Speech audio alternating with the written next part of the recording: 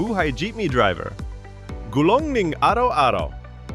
Alas 5 pa lang ng umaga, gising na, isang tasa ng kape, konting dasal, tapos diretso na sa terminal.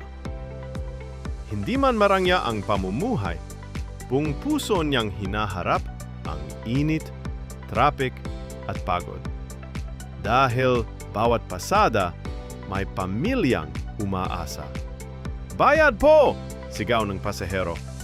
Pakiabot po! Sagot ng nasa likod. Paunit-ulit man, hindi siya nagsasawa. Dahil sa bawat barya, may kwento. May estudyanteng kailangang makarating sa paaralan. May manggagawang nagmamadali sa oras.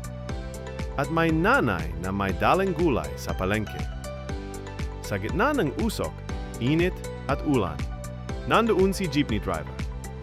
Tahimik na bayani ng kalsada. Kaya saludo kami sa inyo. Para sa inyo, hindi lang ito hanap buhay. Ito'y sakripisyo, serbisyo, at pagmamahal sa kapwa.